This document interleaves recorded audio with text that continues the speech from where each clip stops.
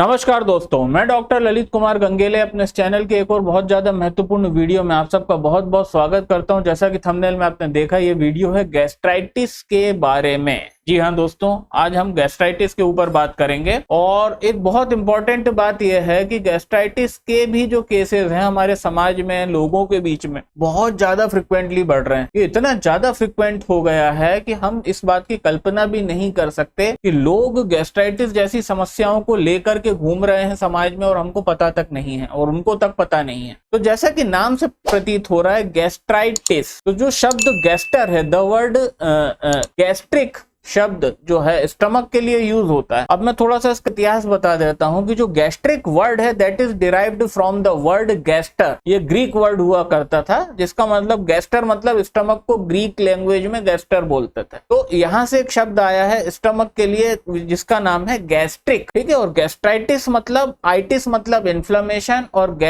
मतलब स्टमक। तो जो दोस्तों जब भी स्टमक की इंटरनल लाइनिंग का इन्फ्लेमेशन हो जाता है, ठीक है, उस चीज को हम बोलते हैं गैस्ट्राइटिस होना। और इसको आपने स्टैंड अलोन तो शायद बहुत कम सुना होगा गैस्ट्राइटिस को, पर आपने गैस्ट्रोएंटेराइटिस शब्द बहुत फ्रिक्वेंटली सुना होगा। ये जो गर्मी होती है, गर्मी पड़ती है, इसमें बहुत फ्रिक्वेंटली हमारे पास केसेस आते हैं गैस्ट्रोएंटेराइटिस के, कि जिनके आंतों में प्लस स्टमक में इन्फेक्शन हो गया है और उसी की वजह से उनको उल्टी और दस्त साथ में होते हैं। तो जो उल्टी होती है गैस्ट्रोएंटेराइटिस के अंदर, वो उल्टी जो होती है that is attributed to the gastritis, और वहीं पे जो दस्त होता है that is attributed to the enteritis. तो उसको गैस्ट्रोएंटेराइटिस बोलते हैं। तो हम उसी गैस्ट्राइटिस की बात कर रहे हैं जिसके अंदर एंटेराइटिस नहीं है, सिर्फ गैस्ट्राइटिस, ठीक है। और ये बहुत फ्रिक्वेंटली हम लोगों के बीच में है, ये बहुत फ्रिक्वेंटली हमारी आबादी के बीच में है। अब आते हैं सीधे कुछ हम पिक्चर्स देख लेते हैं जिससे आपको थोड़ा और अच्छे से क्लियर हो जाए कि exactly what is gastritis, actually होता क्या है। और फिर हम इसके आते हैं पूरे डिटेल के ऊपर कि इसका कॉज क्या है, इसके साइन एंड सिम्टम्स क्या है, इसका ट्रीटमेंट क्या है, ठीक है। चलिए बस एक कुछ पलों के लिए दूसरी स्क्रीन पे चलते हैं। तो दोस्तों मैं उम्मीद कर रहा हूं आप मेरे को भी देख पा रहे हैं और इस स्क्रीन को भी देख पा रहे हैं। तो दोस्तों ये exactly this is what is known as the gastritis,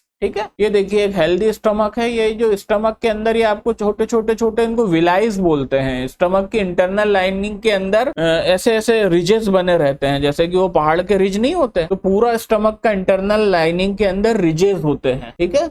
और ये रिजेस करते क्या है, स्टमक का सरफेस एरिया को बढ़ाने में काम करते हैं। कि जब हम बहुत सारे खाना खा लेते हैं तो ये जो रिजेस दिख रहे हैं ना, ये फ्लैट हो जाते हैं, स्टमक डिस्टेंड कर जाता है, ठीक है। और यही कारण है कि वो ईटिंग कॉम्पिटिशन होती है, लोग 5-5 किलो खाना कैसे खा लेते हैं, रिजेस के कारण। ये रिजेस होते हैं और ये रिजेस स्ट्रेच हो जाते हैं और स्टमक के साइज को बड़ा कर देते हैं। तो ये है एक नॉर्मल स्टमक का इंटरनल लाइनिंग या इंटरनल म्यूकस मेम्ब्रेन। और दोस्तों ये जो आप देख रहे हैं ना, this is what is known as the gastritis का स्टमक है। और गैस्ट्राइटिस में इस तरह के लीशंस बन जाते हैं, इन्फ्लामेटरी लीशंस, इन्फ्लेमेशन के लीशंस बन जाते हैं स्टमक के इंटरनल लाइनिंग पे। और ये जो लीशंस होते हैं, अभी मैं कॉज पे जब आऊंगा तो मैं अच्छे से बताऊंगा कि ये सिर्फ यहां तक नहीं होते हैं, ये ऊपर इसोफेगस को भी अफेक्ट करते हैं। और ये क्यों करते हैं इसको इफेक्ट, इसका कारण है। अब आप ये देखिए, ये हमको उसकी रिपोर्ट के अंदर जो एंडोस्कोपी के अंदर हमको इस तरह से दिखता है गैस्ट्राइटिस। ये आपको लाल लाल चकत्ते दिख रहे हैं ना, ये सारे के सारे जो लाल लाल चकत्ते हैं, ऑल दीज चकत्ते, all these lesions are of the gastritis. ये सारे गैस्ट्राइटिस के लीशन है, ठीक है। तो ये होता है दोस्तों, this is what is known as the gastritis. अब जैसा कि नाम से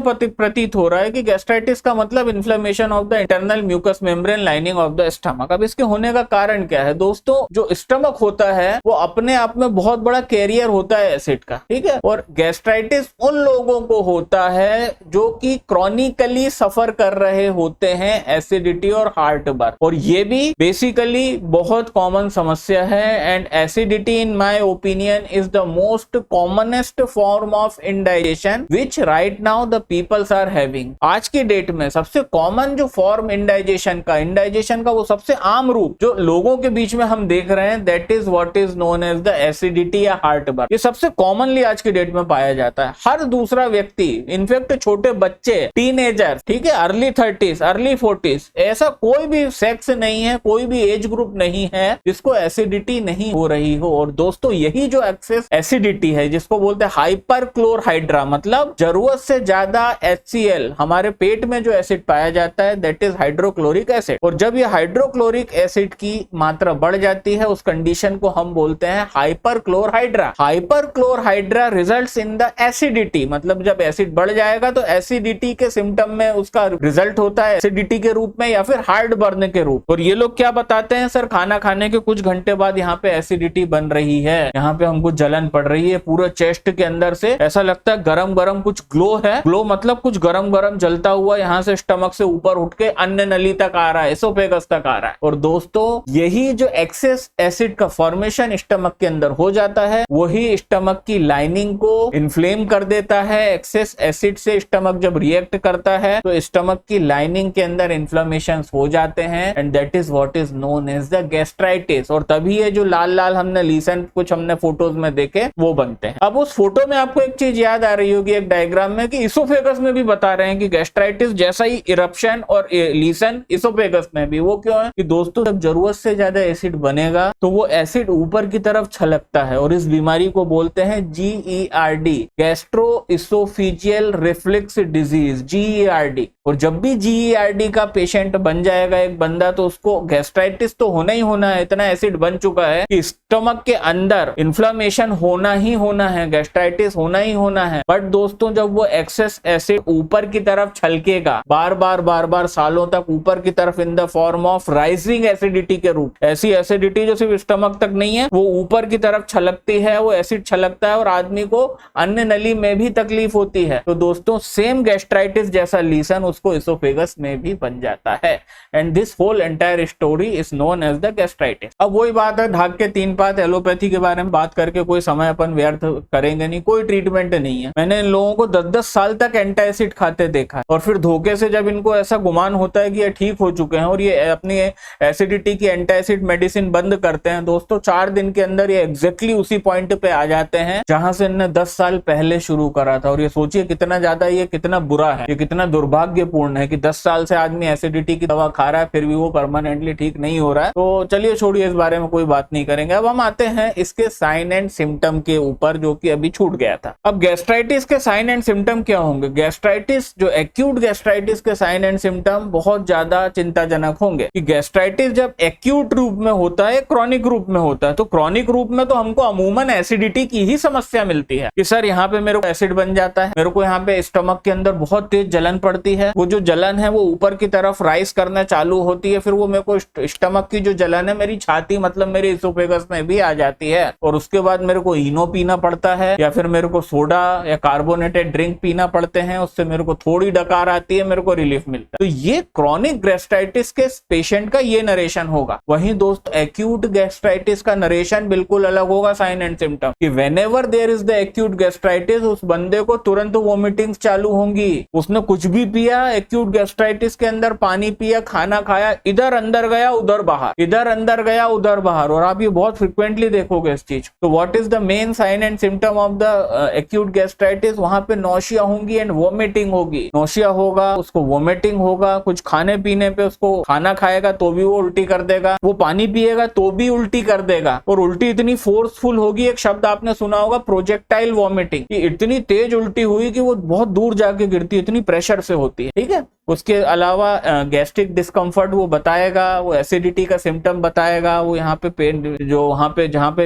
इलीसन बने हैं उसको पेट के अंदर गैस्ट्राइटिस के, उसके अंदर वो पेन बताएगा। और इसलिए ये क्लिनिकली आप याद रखिएगा, clinical picture of sine and symptom of acute gastritis will be entirely different from chronic one. Chronic में सिर्फ हमको एसिडिटी दिखेगी, वहीं एक्यूट के अंदर हमको एक्यूट वोमिटिंग दिखेगी। और ये हम गर्मी में बहुत फ्रिक्वेंटली देखते हैं अपने बच्चों के अंदर। हम कभी गर्मी में ट्रेवल करते हैं, हम महिलाओं के अंदर, पुरुषों के अंदर भी इसको देखते हैं कि बंदे को एकदम से उल्टियां चालू हो गई, एकदम से भल्ल भल्ल करके कुछ भी खा रहा, उल्टी हो रहा है, फिर वो रेगलान के इंजेक्शन और एंटीएमेटिक्स वगैरह चलती हैं। तो that is what is known as the acute gastritis which is always associated with the nausea and vomiting and gastric discomfort and pain. तो ये पूरी बात हुई गैस्ट्राइटिस की। अब आते हैं हम इसके होम्योपैथिक ट्रीटमेंट पे। The two most important medicine indicated in the case of the gastritis are, और ये वीडियो सिर्फ एजुकेशनल पर्पज पर्पस के लिए है, आम पेशेंट के लिए ये वीडियो नहीं है। आप में से कोई अगर इन दवाओं का सेवन करके इसका कोई दुष्परिणाम भुगतता है तो मैं जिम्मेदार नहीं हूं। ये सिर्फ डॉक्टर्स को एजुकेट करने के लिए मैं बना रहा हूं और आप लोगों को भी एज ए डॉक्टर इसकी केयरफुल स्टडी और रिपर्टराइजेशन के बाद इन मेडिसिन को यूज करना है। The first medicine is arsenic album in the 30 potency। जी हाँ दोस्तों, arsenic album in the 30 potency and the second most important medicine for the gastritis is phosphorus in the 30 potency। Phosphorus 30 potency में इन दोनों से 4-4 गोली दिन भर में 3 बार। अब ये डिपेंड करता है कि whether we are treating the acute gastritis और क्रॉनिक। अगर हम क्रॉनिक का ट्रीटमेंट कर रहे हैं तो ट्रीटमेंट मिनिमम 3 से 4 महीने मिनिमम और मैक्सिमम 6 महीने चलेगा। अगर हम एक्यूट गैस्ट्राइटिस का ट्रीटमेंट कर रहे हैं आर्सेनिक एल्बम और फॉस्फोरस से, तब भी मिनिमम आपको 5 से 8 दिन मेडिसिन देनी है, जिसके अंदर पेशेंट बिल्कुल ही भला चंगा हो जाएगा। बहुत बहुत धन्यवाद आप सभी लोगों का समय निकाल करके इस वीडियो को देखने के लिए, चैनल से जुड़ने के लिए, इस हफ्ते में आने वाले इवेंट और हर रविवार को रात को 9 बजे होने वाले लाइव क्लिनिक सेशन में आप सबसे मुलाकात होती है। तब तक के लिए नमस्कार।